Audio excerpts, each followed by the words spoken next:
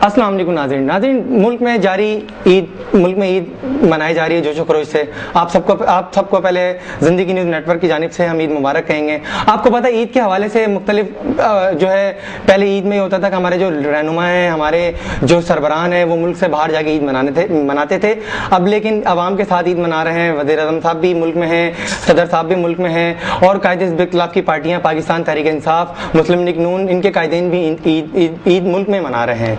आपको पता है कि रमज़ानुल मुबारक से पहले मुल्क में एक सियासी बहरान था, अदलिया के हवाले से था, अदलिया के फैसले के हवाले से था, और जो है इसमें फिर रमज़ानुल मुबारक आ गया, उसमें थोड़ा सा ठहराव आ गया। ठहराव आने के बाद अभी मुल्क में जो है जमहूरी सिस्टम चलता हुआ नज़र आ रहा है। रमज़ान मुबारक में बीच में भी आपको पता है इससे पहले भी अफवाहें सरगर्म थी कि तीसरी कुव्वत आ जाएगी और जो है मुल्क में जो है दोबारा पोलिटिकली सेटअप जो है वो सबूताश होगा, लेकिन ऐसा हरगिज़ नहीं हुआ। रमज़ान मुबारक खैर व आफियत से गुजर गया। आप सबको ईद मुबारक भी हो। ईद जो खरोश से मनाई जा रही है पूरे मुल्क में, इसी हवाले से ही हमारे जो लीडरान हैं वो क्या ईद के बाद भी पॉलिटिकली सिनेरियो को इसी तरह चलने देंगे या फिर इसमें कोई चेंजिंग आएगी? क्या इंतखाबात की तरफ कोई पेशकदमी होगी? क्या मुल्क में कोई ऐसा सेटअप बनेगा जिससे कि मामला जो है बेहतरी की तरफ जा सकें? इसी हवाले से बात करने के लिए आज हमारे साथ मौजूद हैं पाकिस्तान तहरीक इंसाफ के मीडिया कोऑर्डिनेटर जमाल सिद्दीकी साहब। अस्सलाम वालेकुम जमाल सिद्दीकी साहब। जी वालेकुम अस्सलाम। जमाल सिद्दीकी साहब, ये बताइएगा, अमूमन बेशतर ये होता था कि मुल्क में जो है लीडरान जो है बड़े लीडरान जो हैं वो मुल्क से बाहर ईद करते थे।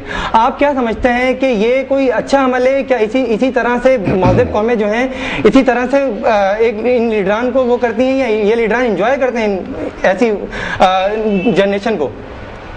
देखिए, मैं एक छोटी सी मिसाल आपको दूं कि जिस तरह आप ईद त्यौहार के मौके पर देखते हैं ना कि हर आदमी अपने शहर में जाके ईद कर रहा होता है, अपने गांव जा रहा होता है, क्योंकि वो उसका घर होता है, वहाँ उसका जीना मरना होता है।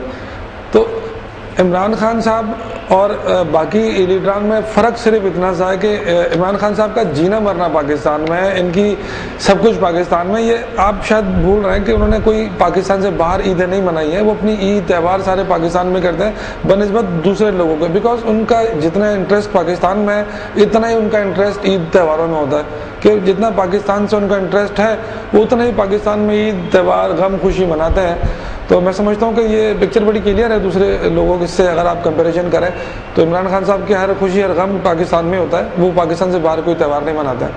अच्छा, ये बताइएगा, जो मुल्क में जो बहरान था, जमहूरी बहरान था, जाहिर सी बात है जमहूरियत है, लोगों के जहन में ये था कि ये मामला जो है बेहतरी की तरफ जाएंगे। बीच में रमज़ानुल मुबारक आ गया, उसमें थोड़ा सा गैप आया। आप क्या समझते हैं कि ईद के बाद भी वो बहरान जारी रहेगा? देखिए, बात बहरान की नहीं है, बात सिर्फ हटदर्मी की है कि अगर सुप्रीम कोर्ट आपसे कहती है कि आप एक चीज़ को जस्टिफाई करें तो उसको जस्टिफाई करने के बजाय आप सिर्फ मजलूम बनने की कोशिश कर रहे हैं। एक प्राइम मिनिस्टर को पहले कुर्बान कर दिया, दूसरे को भी कुर्बान कर देंगे, फिर अवाम में जाएंगे, देखें जी बड़ा जुल्म हो गया हमारे साथ। अरे जनाब, एक चीज़ आपसे पहले पूछी जा रही है कि ये 500 अरब रुपये आपके पास आए कहाँ से? आप सिर्फ इतनी सी बात बता देंगे अकाउंट में आपके पास आए कहाँ से। आपके हैं, आप कबूल कर लें, तो आपके हैं तो आप ये बता देंगे आए कहाँ से। उसके लिए आप कहते हैं कि नहीं, ये तो जमहूरियत खतरे में है। यानी जब आप किसी की करप्शन पकड़ने के लिए जाते हैं, आप उसको आवाम के सामने एक्सपोज करते हैं। नहीं, सुप्रीम कोर्ट ने इतना बड़ा स्टैंड लिया है, आज पूरा मुल्क सुप्रीम कोर्ट के खिलाफ हो गया है। वो लोग जो सुप्रीम कोर्ट के लिए कभी उनकी सुप्रीम कोर्ट के हक में बात किया करते थे, आज वो सब सुप्रीम कोर्ट के दुश्मन हुए हैं। क्यों? क्योंकि सुप्रीम कोर्ट ने आपसे एक जायज़ बात पूछ ली गई कि इस मुल्क का खजाना लूटा गया है, वो गया किसके पास? कौन कौन बना करोड़पति? जब लोगों के नाम आना शुरू हो जाते हैं तो उनको बड़ी तकलीफ होती है, और फिर सारे ये इकट्ठे ये जो स्टेटस को के पॉलिटिशियन है, ये सब एक जगह इकट्ठे होकर सोचते हैं कि हमारे मफादात को किसी तरह से नुकसान ना पहुंचे। फिर सबसे बड़ा नारा लगाया जाता है कि जमहूरियत खतरे में है, क्योंकि दोनों एक दूसरे को बचाने के लिए आते हैं। तो जमहूरियत खतरे में नहीं है, इस मुल्क का खजाना लूटा गया है, उसका हिसाब देना पड़ेगा, आज नहीं तो कल देना तो पड़ेगा। नहीं, ये बताइएगा ना, देखें मुल्क में जो जमहूरियत है वो कहा जाता है, पीपल्स पार्टी जो रूल कर रही है इस टाइम पे वो कहती है हम कुर्बानियां देकर आए, हमें अवाम ने मैंडेट दिया है। आप नहीं समझते उस अवाम के मैंडेट के मुताबिक जमहूरियत चल रही है?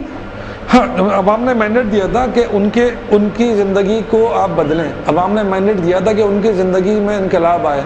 अवाम ने ये मैंडेट दिया था कि उनकी ज़िंदगी को कुछ तरक्की हो, उनको उनके दरवाजे पर उनको ज़िंदगी की सहूलियात, बुनियादी ज़रूरियात उनकी दहलीज पर हुकूमत मैसर करे। अवाम ने इस बात का मैंडेट दिया था।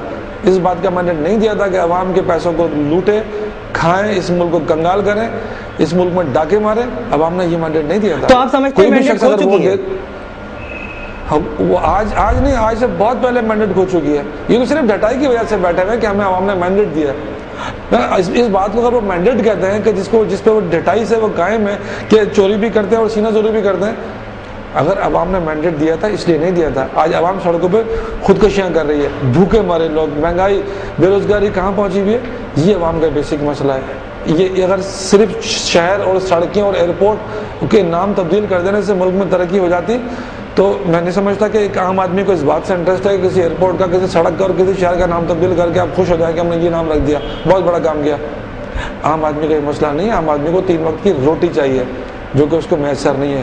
نعرہ بہت آسان ہے روٹی کپڑا اور مکان کا، لیکن میسر نہیں ہے. لوگ بھوک سے خودکشیاں کر رہے ہیں، بچے بیچ رہے ہیں لوگ اپنے.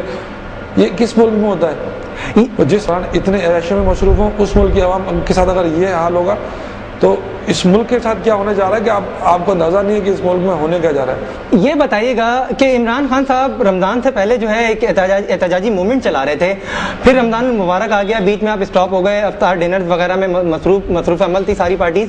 تو آپ کیا سمجھتے ہیں دوبارہ آپ سڑکوں پہ جائیں گے، دوبارہ احتجاج کی طرف جائیں گے؟ کیا حکمت عملی اپنائیں گے آپ؟ دیکھیں میں آپ کو ایک چیز کلیئر کرتا چلوں کہ عمران خان اور پاکستان تحریک انصاف ہی واحد سیاسی جماعت ہے جو اس وقت اپوزیشن کا کردار ادا کر رہی ہے. شروع دن سے آپ دیکھیں کہ آدھا ٹائم تو پی ایم ایل این نے بھی بڑی فرینڈلی اپوزیشن کی ہے، ان کے ساتھ حلف بھی لیے جھنڈے والی گاڑیوں کے. تو اس ملک میں ابھی تک اپوزیشن صرف تحریک انصاف نے کی ہے. اب چونکہ آخری سال ہے تو اب سارے لوگ اپنی اس بات کی کوششوں میں لگے ہوئے، کیونکہ الیکشن کے لیے جانا دوبارہ پبلک کے پاس اپنے آپ کو بڑا وہ اچھا عوام کا ہمدرد اور حکومت مخالف ثابت کرنے کے لیے سارے لوگ کوشش کریں گے. لیکن حقیقی اپوزیشن صرف تحریک انصاف تھی، اور جو کوشش جو جدوجہد عمران خان صاحب کر رہے ہیں مسلسل، وہ عید کے بعد بھی انشاءاللہ کنٹینیو ہوگی. عید کے بعد بھی ہم جائیں گے. جو اس پاکستان گورنمنٹ نے امریکی غلامی میں ان ڈالروں کے بدلے جو کام کیا ہے وانا میں، وزیرستان میں، پاکستانی. آپ جمال صدیقی صاحب آپ ہمارے ساتھ لائن پہ رہے گا، ایک چھوٹا سا بریک لے رہا ہوں، بریک کے بعد میں واپسی آتا ہوں. بریک کے بعد میں آپ سے کوشچن کروں گا کہ عید کے حوالے سے آپ یہ بتائیے گا کہ آپ کی لیڈر جو ہے کیا قوم کو وہ خوشخبری دیں گے، کوئی اس طرح کا سینیریو بنائیں گے جس سے قوم جو ہے عید بھی سادگی سے منا رہی ہے اور امن ہے پورے ملک میں سوائے کراچی کے؟ آپ یہ کوئی میسج دینا چاہیں گے عید کے حوالے سے؟ میں آپ سے بات کروں گا چھوٹے سے بریک کے بعد. We'll take a break.